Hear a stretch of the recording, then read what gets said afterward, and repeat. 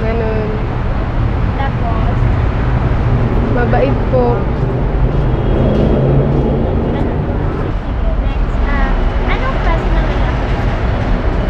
Mabait po, masipag, malinis. Tapos, kontento na po sa isa. Ano naman yung kaya? May bisyo po. Importante ba sa'yo yung edad ng isang lalaki? For example, mas matanda siya sa'yo ng, yung edad niya ng 60 years old. Okay lang po. Basta mabait po. Pinapahalagaan mo ba kung mayaman or mahirap? Okay lang po yung tama lang. Meron ka bang boyfriend na? Wala po. Before, nakailang boyfriend ka? 3 po. Nagkaroon ka na ba ng foreigner na ex? Wala po. Gano'ng katagal kayo ng ex na nagsama? 2 years po. Bakit kayo naghiwalay? Umalis po siya eh. Umalis po. Ilang buwan ka na walang boyfriend? 1 year po. Mabilis ka ba mainis? Opo. Selosa ka ba? Medyo po. Regalo naman gagaling sa magiging boyfriend mo. Ano gusto mo? Kahit ano po. Regala kayo sa malayong lugar. Saan mo gusto pumunta? Regalo. Sa mall, kahit saan po. Kahit saan. Do you like sex? I like. For example, ilang beses ka makikipag-date bago kayo magkaroon ng pagkakataon? Ano po ulit? Year po sana. May naging ex-boyfriend ka na ba na hindi kayo nagtalo? Opo. Pag mag-cancel na kayo, sa tingin mo ba natural lang yung sex before? Mas okay po sana kung meron.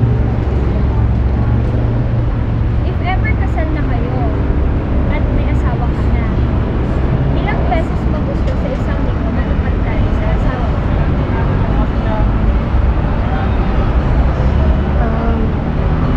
Siguro po mga 3.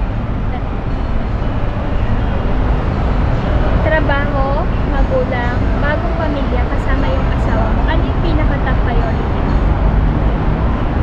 Kasama po yung asawa ko at saka yung family.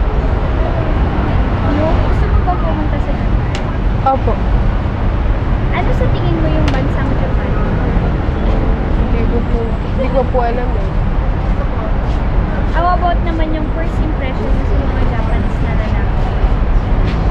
Okay naman po. Hindi ko po sila masyado nakakaus. Pag ikakasal ka, anong nationality gusto mo? Filipino, Japanese, or other nationality? Sige po, Japanese. Ano yung pinakadahilan mo? Bakit gusto mo mag-asawa ng Japanese? Gusto ko po makapunta sa malayong lugar. Pag ikakasal ka sa Japanese, gusto mo bang mag-travel muna bago kayo ikasal? Opo. Mag-travel sa Japan? Rat.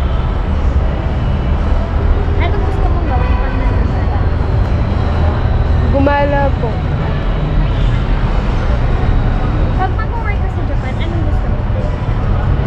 Maging work po. Anong trabaho gusto mo?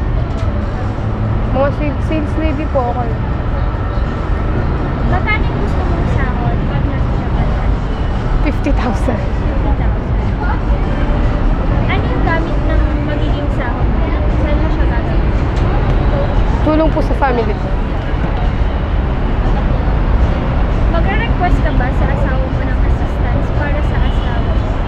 Hindi na. Para sa pamilya mo? Hindi na. Pag nasa Japan ka na, for example, at naghiwalay kayo ng asawa mo, ano gagawin mo?